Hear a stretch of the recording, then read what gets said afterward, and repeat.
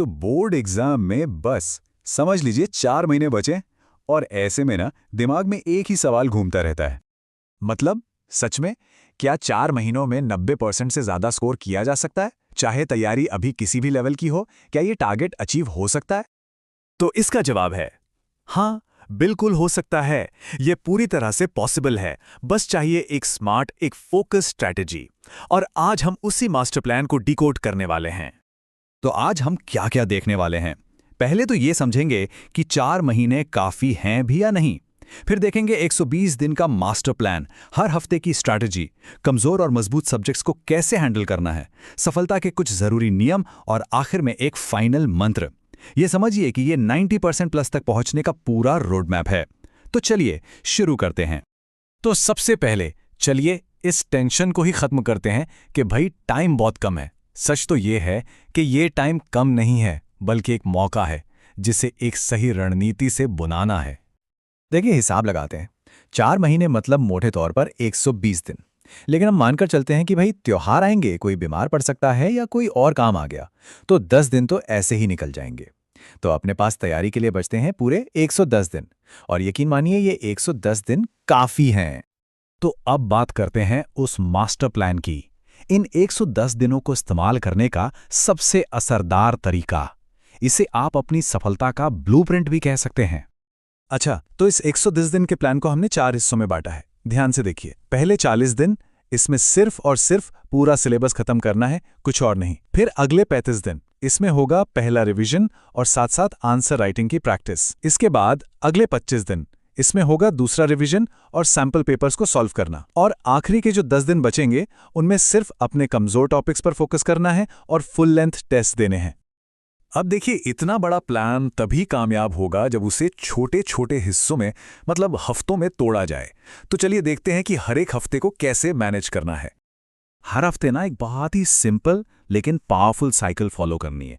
सीखना, दोहराना और खुद को परखना। मतलब मंडे से फ्राइडे तक नए चैप्टर्स सीखे, नए सवाल प्रैक्टिस किए। फिर सैटरडे को पूरे हफ्ते में जो भी पढ़ा उसे रिवाइज किया। और संडे को टेस्ट पेपर सॉल्व करके खुद को इवैल्यूएट किया कि कहाँ गलतियां हो रही हैं और उन्हें कैसे सुधारना है। अच्छा, अब आते हैं एक बहुत ही जरूरी बात पर। हर सब्जेक्ट को एक ही डंडे से नहीं हाँका जा सकता, राइट? हमें अपने कमजोर और मजबूत सब्जेक्ट्स के लिए अलग अलग स्ट्रैटेजी बनानी होगी। तो करना क्या है? जो सब्जेक्ट्स कमजोर हैं उन्हें रोज 1 से 1.5 घंटा देना है।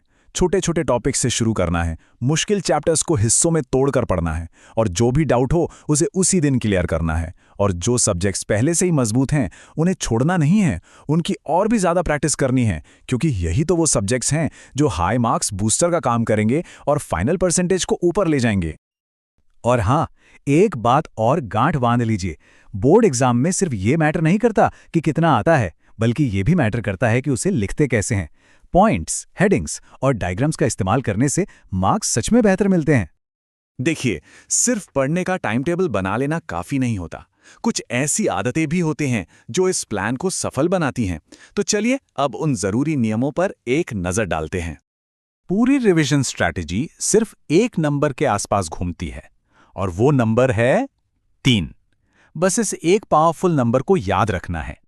तो ये 3 रिवीजन फॉर्मूला है क्या? देखिए, पहला, डेली रिवीजन। रोज रात में 1 घंटा निकालकर दिन में जो भी पढ़ा उसे फटाफट रिवाइज कर लिया। दूसरा, वीकली रिवीजन। हर शनिवार को पूरे हफ्ते के टॉपिक्स को रिवाइज किया। और तीसरा, मंथली रिवीजन। महीने के आखिर में उस महीने में जितना भी सिलेबस कवर किया है उसे एक बार फिर से देखा। इससे सब कुछ दिमाग में एकदम पक्का हो जाएगा। आज के टाइम का सबसे बड़ा चैलेंज डिस्ट्रैक्शंस, और उसमें भी सबसे बड़ा विलन है हमारा फोन। तो ये कुछ आसान लेकिन बहुत असरदार तरीके हैं इससे बचने के। पढ़ाई के टाइम फोन को कमरे से ही बाहर रख दें, सारे नोटिफिकेशंस बंद कर दें, इंस्टाग्राम रील्स और यूट्यूब शॉर्ट्स को थोड़ा लिमिट करें, और अगर बहुत जरूरत पड़े तो सोशल मीडिया के लिए टाइमर लगाकर इस्तेमाल करें। ये एक बहुत सीधी और सच्ची बात है। एक थका हुआ दिमाग कभी अच्छे मार्क्स नहीं ला सकता। अगर शरीर और दिमाग ही थके हुए हैं तो फिर कोई कितनी भी कोशिश कर ले, पढ़ाई में मन नहीं लगेगा। इसलिए सेहत का ध्यान रखना सबसे जरूरी है। ये चार्ट दिखाता है कि एक बैलेंस्ड दिन कैसा होना चाहिए। ये सिर्फ घंटों की पढ़ाई से नहीं बनता, बल्कि सही संतुलन से बनता है। करीब 5-6 घंटे की फोकस स्टडी, 7 घंटे की अच्छी नींद और कम से कम 30 मिनट की कोई भी फिजिकल एक्टिविटी, चाहे वॉक हो या कोई गेम, ये तीनों मिलकर ही टॉप परफॉर्मेंस की नींव रखते हैं। तो अब हम आ गए हैं अपने आखिरी और सबसे जरूरी हिस्से पर। ये वो मंत्र है जो इस पूरी स्ट्रैटेजी को एक साथ जोड़ता है। बस इस एक लाइन को हमेशा याद रखना है, निरंतरता जीत दिलाती है, मतलब कंसिस्टेंसी। रोज पढ़ना, चाहे थोड़ा ही क्यों ना हो, लेकिन पढ़ना रोज है।